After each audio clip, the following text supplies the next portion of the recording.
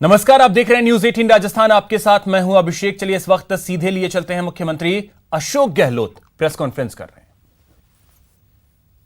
उन सारे हवालाबाजों, ये विश्वास करिए, अशोक गहलोत जी की चक्की जब पीसती है तो बड़े अच्छे से पीसती है।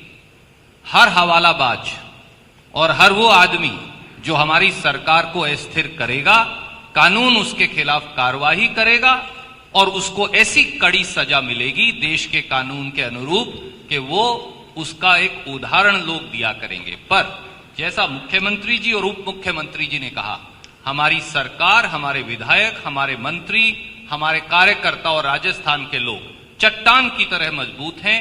ना धन ना प्रलोभन, येन केन प्रकेन, वो कितनी भी कोशिश करें वो अपने षड्यंत्र में कामयाब नहीं होने वाले, क्योंकि इस बार उन्होंने राजस्थान की वीर जनता के प्रजातांत्रिक मैंडेट को चुनौती दी है। धन्यवाद। सर, सीएम साहब से एक सवाल है। राहुल शर्मा जी से एक बार मैं एक एक करके सर आ जाऊं, आप सबके पास आ जाऊंगा, ऐसी सुविधा भी नहीं। अच्छा, राहुल जी। सीएम साहब से सवाल है। सर, जिस तरह के आरोप प्रत्यारोप चल रहे हैं, सरकारें गिराने का खेल चल रहा है, आपको लगता नहीं कि दल बदल कानून जो है उसमें बहुत बदलाव की जरूरत पड़ गई? जिस तरह से पहले कर्नाटक, फिर मध्य प्रदेश और राजस्थान की बात की जा रही है, तो ये दल बदल कानून में संशोधनों, विधायक इस तरह का कोई काम करते हैं तो उनकी सदस्यता पूरी तरह से जाए, इस तरह के कानून के संशोधन की जरूरत आप लोगों को नहीं लगती? आपको याद होगा आदरणीय साथी, ये आपने क्वेश्चन किया, परंतु आप देख रहे हैं कि वह अमेंडमेंट पहले भी हुए हैं, उसके बाद में भी कोई रास्ता निकाल लेते हैं और अमेंड करेंगे तो और रास्ता निकल जाएगा। फूड प्रूफ कानून तो खुद की नैतिकता ही हो सकती है और नैतिकता इनमें है नहीं, इसीलिए इनके दिलो दिमाग के अंदर कोरोना से मैं बार बार कहना चाहूंगा, ये जंग कोई मामूली जंग नहीं है। ये कोरोना किस रूप में बढ़ेगा, इसका मिजाज क्या होगा, कोई नहीं जानता है।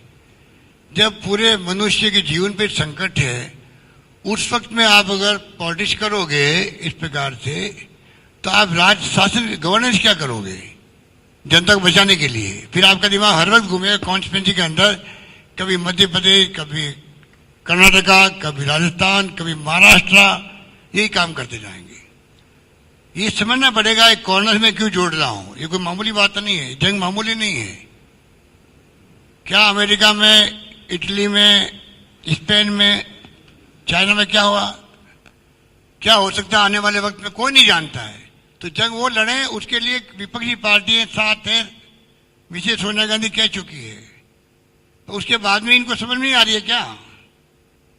ये स्थिति है। और ये जिस प्रकार से षड्यंत्र कर रहे हैं वो बातें सामने आ रही है हमारे भी। हमने जो फैसले किए सोच समझ के फैसले किए। इसीलिए सर, आपकी अनुमति से एक संवैधानिक पहलू में जोड़ दूं इसमें।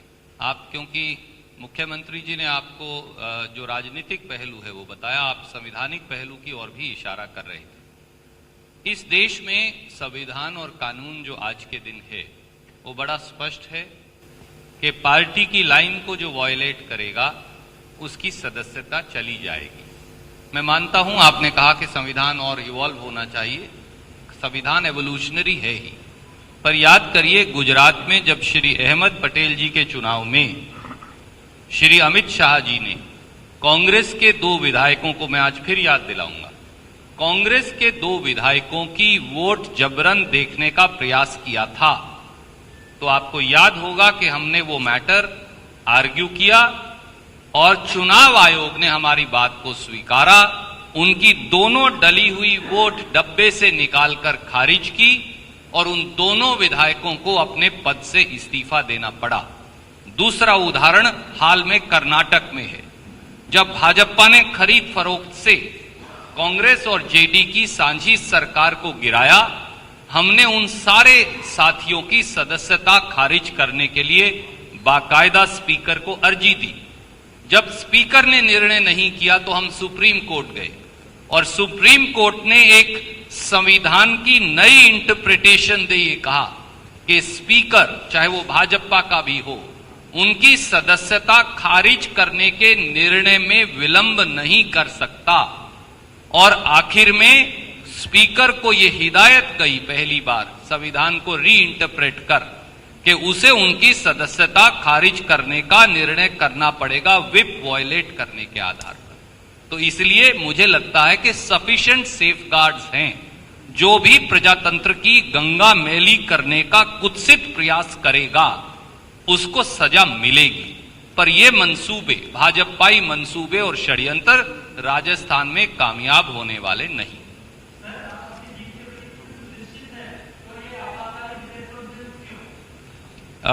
मुझे लगता है कि पत्रकार साथियों से वार्तालाप करना अभी तक अनुचित या अपराध जब लास्ट बार मैंने चेक किया तो नहीं था, बल्कि ये पारदर्शिता, जवाबदेही और जिम्मेवारी का हिस्सा माना जाता है।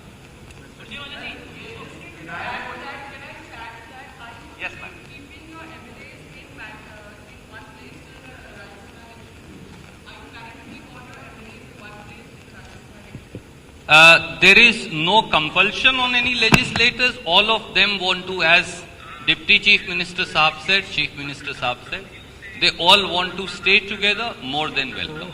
Can I also say one thing? आपके घर में कोई चोरी करने आए तो आप अपना दरवाजा और घर तो सुरक्षित रखेंगे चोरों से। चोर अगर प्रजातंत्र की चोरी करने आए तो प्रजातंत्र को सुरक्षित रखना हमारा दायित्व भी है, कर्तव्य भी है। मुझे लगता है कि आप लोग यही कर रहे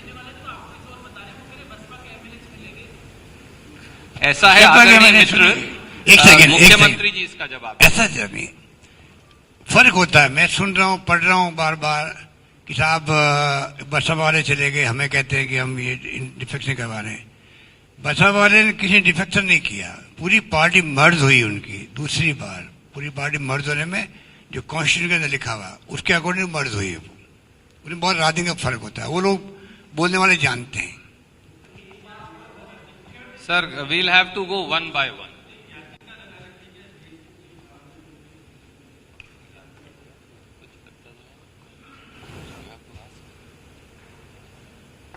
वो नई बात नहीं है, पहले भी लगाई थी। सचिन सैनी जी हिंदुस्तान टाइम्स से, क्योंकि आपने पूछ लिया। गोवर्धन चौधरी जी न्यूज 18 से, नीरज शर्मा जी न्यूज इंडिया से।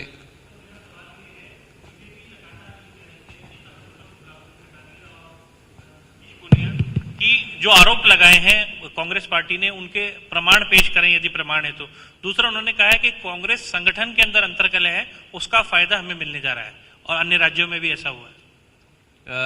मुझे लगता है उप मुख्यमंत्री जी आपके सवाल का जवाब देंगे।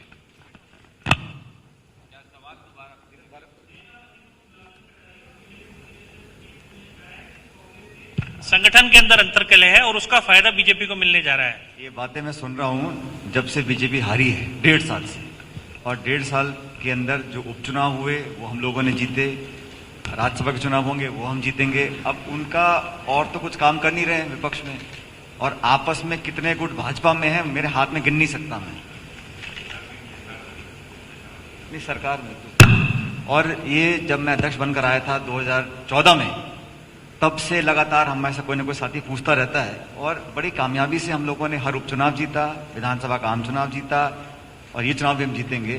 तो बीजेपी के साथी कुछ बोले ये कोई आश्चर्यजनक बात नहीं है, लेकिन अगर आईना उठा के देखेंगे तो उस दल में कितने गुट बने हुए हैं उसकी कोई गिनती नहीं है। हमारे यहाँ पर, मैंने कल भी कहा था, कांग्रेस प्रेसिडेंट सोनिया गांधी जी ने, एआईसीसी ने हमारे राज्यसभा चुनावों में उम्मीदवार तय कर दिए।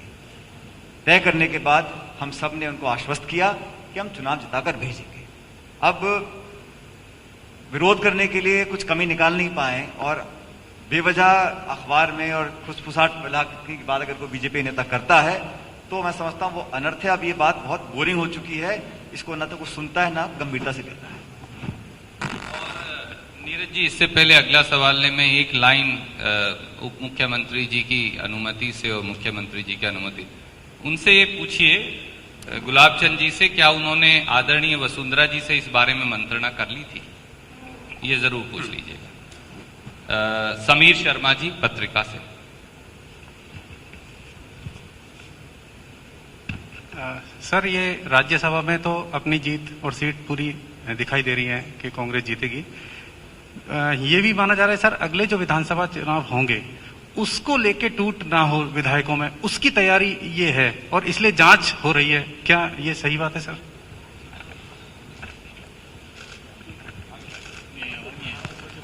आप एक बार सवाल। मैं ये कह रहा हूं सर कि राज्यसभा चुनाव में कांग्रेस की 2 सीट पक्की दिखाई दे रही है, जीतेंगी। आप भी दावा कर रहे हैं। क्या ये वाड़ाबंदी अगले विधानसभा चुनाव में टूट ना हो और जांच भी क्या इसीलिए डराने के लिए हो रही है? ऐसी बातें हो रही हैं सर। अगला चुनाव तो 2023 की बात कर रहे हो?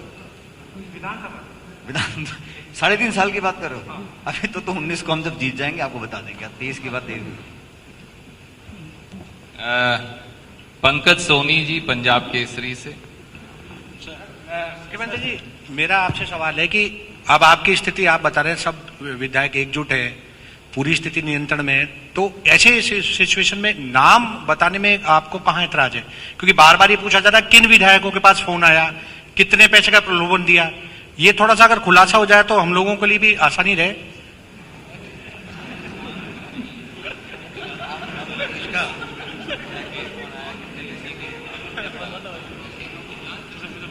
जिन विधायकों अभी जांच चल रही है और मान लीजिए जानकारी मिल भी जाएगी तो हम आपको कैसे बता सकते हैं?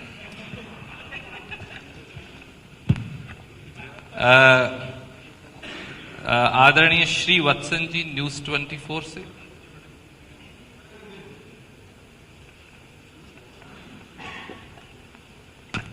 सर, इस कोरोना काल में जहां सभी लोग परेशान हैं, नौकरियां जा रही है, अर्थव्यवस्था पटरी पर नहीं है, क्या इस वक्त किसी भी तरह का चुनाव करवाना सही है? क्योंकि ये सवाल केवल राज्यसभा के लिए नहीं है, बिहार, वेस्ट बंगाल के लिए भी है। सब चुनावी मोड में आ गए हैं। जनता के जो दर्द इस वक्त सहन करना चाहिए, मतलब उनके जो ख्याल रखना चाहिए, पूरी तरह ध्यान नहीं जा पा रहा है। क्योंकि नेता जितने भी हैं, कोई कॉन्फ्रेंस कर रहे हैं, सोशल डिस्टेंसिंग की बात तो अब तो दूर ही हो गई है।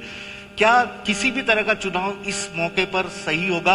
और सर, आपने बोला एसओजी को भी दे दिया आप जांच। क्या जांच का दायरा गुजरात कांग्रेस में जो खरीद फरोख्त हुई है, मध्य प्रदेश में जो जिस तरह से सरकार गिराने की कोशिश हुई है, वहां तक भी जाएगा ये एसओजी की जांच? ये काम मेरा नहीं है, एसओजी का काम है। बहुत शुक्रिया। शरद कुमार जी, आज तक से।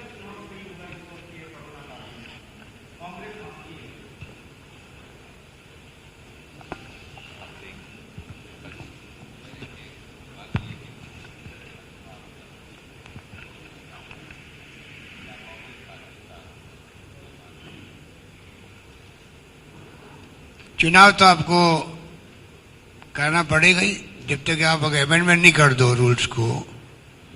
जब आपका टाइम खत्म हो गया राज्यसभा के मेंबरों का, पार्लियामेंट आ रही तो उनको मजबूर होकर करवाना पड़ा चुनाव को।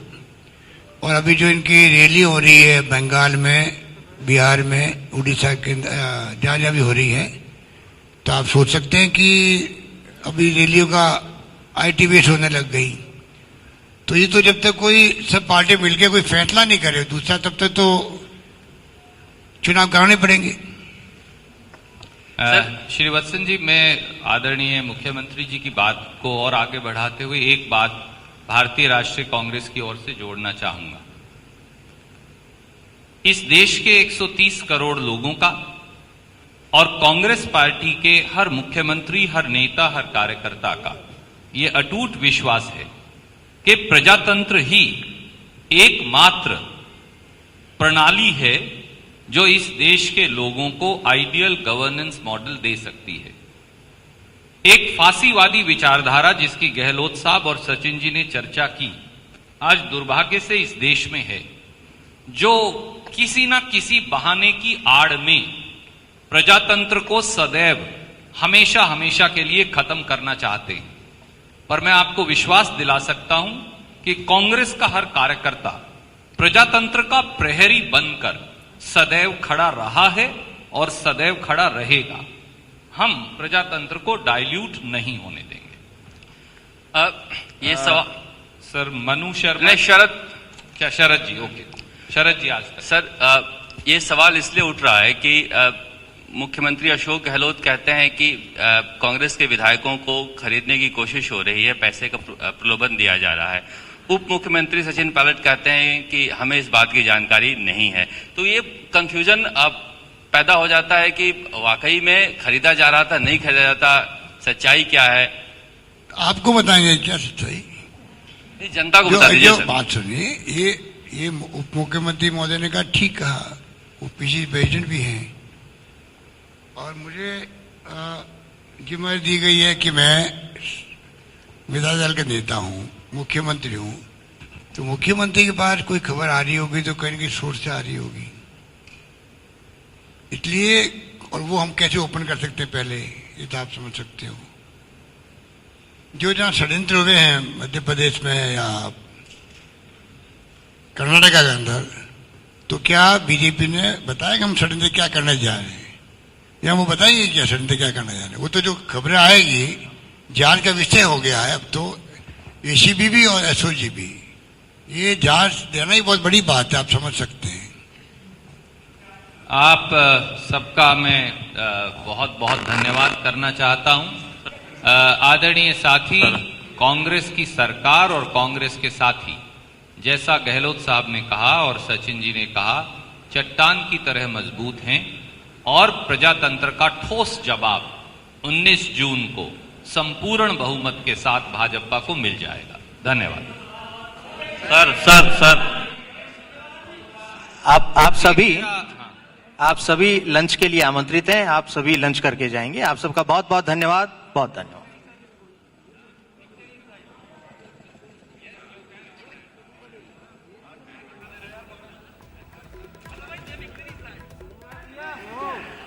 तो अभी आप प्रेस कॉन्फ्रेंस सुन रहे थे मुख्यमंत्री अशोक गहलोत की, और इसमें रणदीप सुरजेवाला, उप मुख्यमंत्री सचिन पायलट भी मौजूद थे। उनके अलावा केसी वेणुगोपाल भी वहां मौजूद थे। अविनाश पांडे को आप देख पा रहे हैं। तो एक एक सवाल के जवाब आज दिए हैं कांग्रेस के दिग्गज नेताओं ने, जिनमें मुख्यमंत्री भी शामिल थे, उप मुख्यमंत्री भी शामिल थे, कांग्रेस के पर्यवेक्षक रणदीप सिंह सुरजेवाला भी वहां थे और उन्होंने भी जवाब दिए। इस दौरान कई सवाल जो हैं वो निकल करके सामने आए और उन तमाम सवालों के जवाब जो हैं वो दिए गए हैं कांग्रेस की तरफ से, और कई गंभीर आरोप जो हैं वो लगे हैं बीजेपी पर, जो कि कांग्रेस ने लगाए हैं। अब ऐसे में देखना अहम होगा, क्योंकि वार पलटवार जो है वो शुरू हो चुका है प्रदेश में, लगातार बयानबाजी जो है वो चल रही है। तो ऐसे में इस प्रेस कॉन्फ्रेंस के बाद अब इंतजार है बीजेपी का, क्योंकि बीजेपी की तरफ से पलटवार तो फिर होगा, लेकिन मुख्यमंत्री अशोक गहलोत ने बड़े हमले किए हैं बीजेपी पर। हॉर्स ट्रेडिंग के लिए चुनाव टाला गया, यह कहा है मुख्यमंत्री अशोक गहलोत ने कि ये चुनाव जो राज्यसभा के हैं वो पहले ही हो चुके होते।